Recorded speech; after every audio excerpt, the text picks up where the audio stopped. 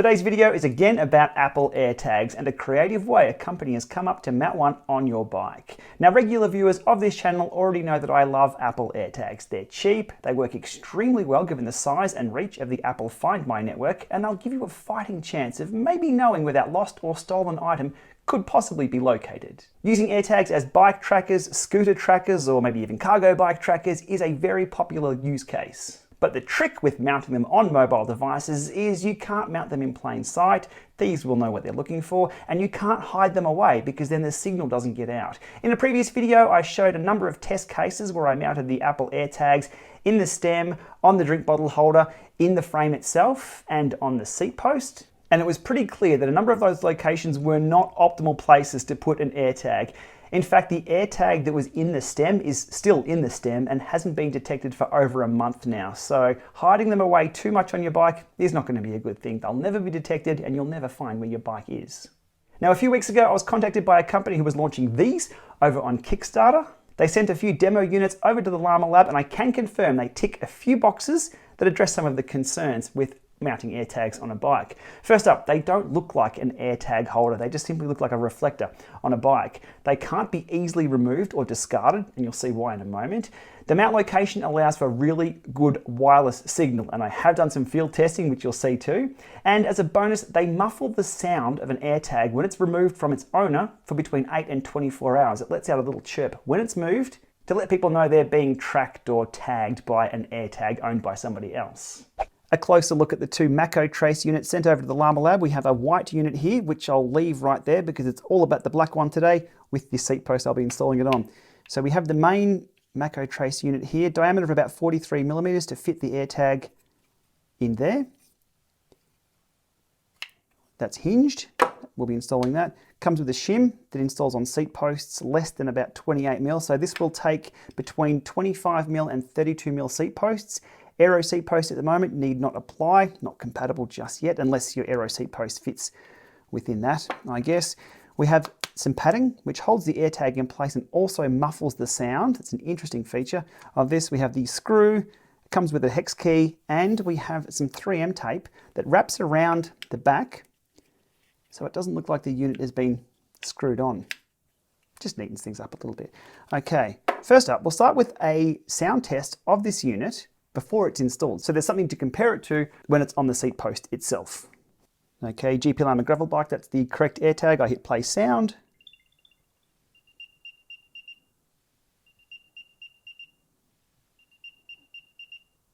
So there's the baseline of how loud that AirTag is sitting there by itself on the table. Now, to install these, AirTag goes in with the metal part facing upwards.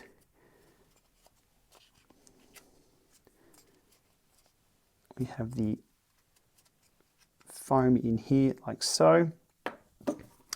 Here's the seat post off the Cervelo. I'll put this on first. It's only a 27.2 mil post, so quite small. Then we want this.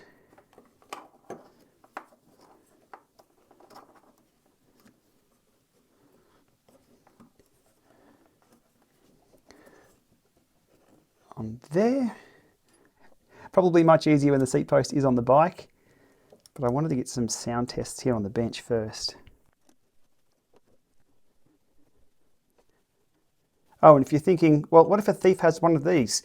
Well, I don't think a thief has enough time to mess about getting this unscrewed. I think most bike thieves are opportunistic. They just grab and go straight away. Okay, we line that up nice and straight. Well, I think I'll put that down there. That's probably an easier way to line it up. Okay, looks good. Might just screw that a little bit more. There's a little bit of movement there on the seat post. Now, I suspect that's because the internal shim is still 3D printed. I'm guessing the final version will probably have a rubber internal shim on it, which means that will lock into place. So we won't worry too much about that for now. Onto the 3M tape, why not? Okay, this is the most difficult thing I've done all day. Here we go. That was harder than it needed to be.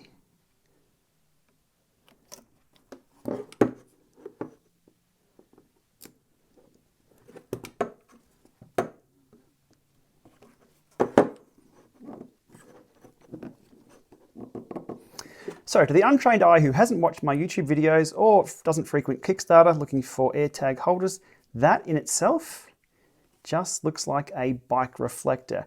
And on any old style bike, townie, commuter, cargo bike, you would never know. You really wouldn't. Now, as promised, the sound test with this installed on the bike. Let's try that. I can hardly hear that. One thing of note about the test sound that I'm playing here, it's only the initial jingle that it will play when it's away from its owner from between 8 and 24 hours. It won't play the ding ding dings. You'll only hear the tinkles, I guess you'd call it. Hang on, let me play this one again.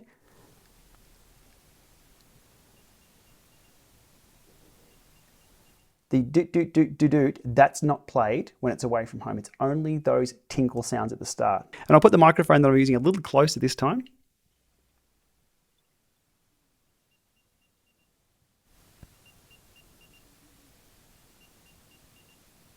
You can hardly hear it.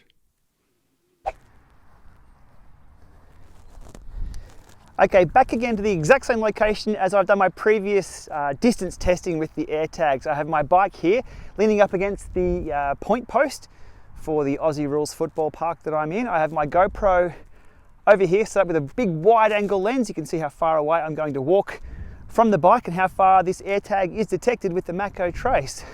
Let's get to it. This will be a quick test because there is only one AirTag installed on the bike and it's back here. You cannot miss it. It's got that reflective tape. I might even remove that reflective tape to give it a little bit more stealthy look. So AirTag is installed and I will walk that way as far as possible until I'm out of range. Loading up the Find My app. It's found exactly where I am. I'll hit play sound and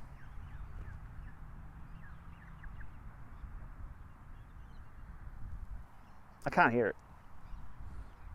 So that's a tick box there. That does its thing. But the range, how far is the range?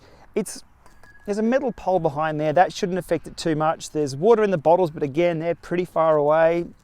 I'm giving this a pretty good chance of working quite well. Let's have a look. We hit Find My. Searching for. Okay, so we know the AirTag is there. Okay, that's working. 3 meters, 4 meters. All right, time to go for a walk and see how far away we can get.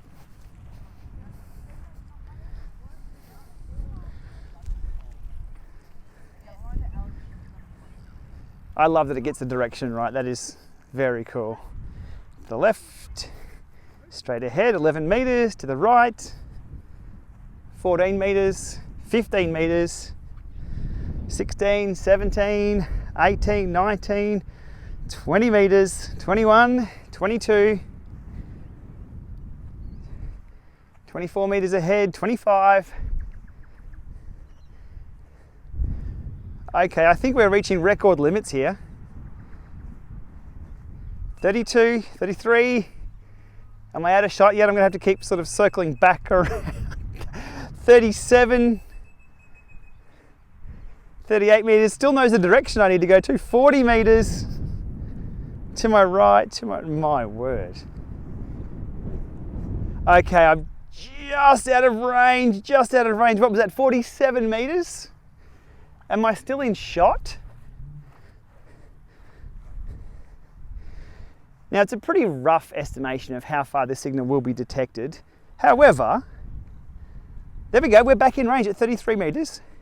It gives an indication of how far away this will be detected by other eye devices. The kids who rode past just before, if any of those had an iPhone in their pocket and I wasn't in range, that device would ping off their iPhones, report its location, and I'd know where my bike is. More specifically, the AirTag, but that's pretty cool. Okay, so the initial walk-away test was about, what, 47 meters, I think? Signal is weak, but still there. Try moving to a different location. Okay, 22 meters. What about from the front of the bike though? So the signal effectively has to go through the seat post. Do a quick run back here. To my left, this nails it. 33, 34, 35, 36. About 36 meters before it gets a little bit out of signal there. I'll do a jog by the camera here. Go back the other way.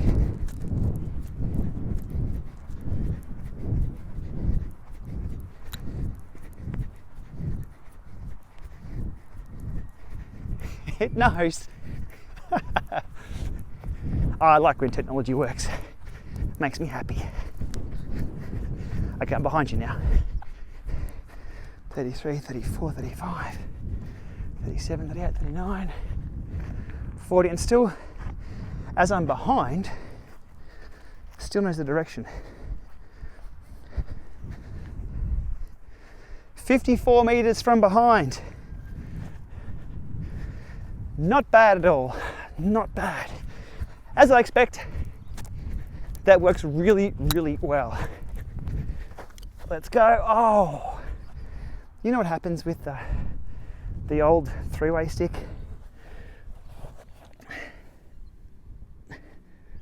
This gets stuck in the ground. Super happy with that. Okay. Those results were as expected. It is in a pretty good location on the bike, nice and high up, lots of air around it, and it's time to wrap this one up. Good stuff. Perfect conditions outside today for doing that testing. It was good to get outside. Now, last week, the Kickstarter campaign launched for this product, the Maco Trace. This is their 6th Kickstarter campaign, so this is not their first rodeo in producing a product. The funding target was 5,000 Australian dollars. They're currently over 43,000 Australian dollars after a week, with still 30 days to go. So they do not need my help in any way to get them across the line. I'm simply covering these just as more awareness for AirTags and how companies are coming up with creative solutions for you to mount them on your bike.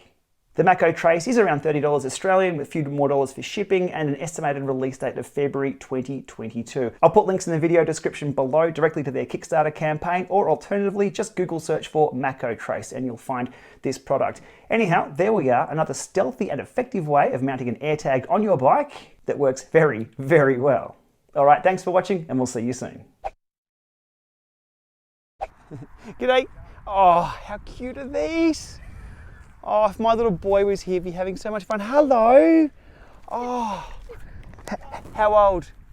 Oh, 9 weeks. Wow. Lockdown pooches. Hello.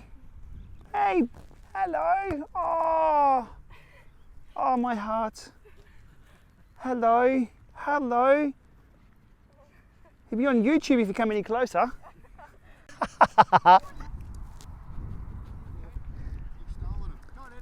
See ya. Better go. Better go. Thanks, guys.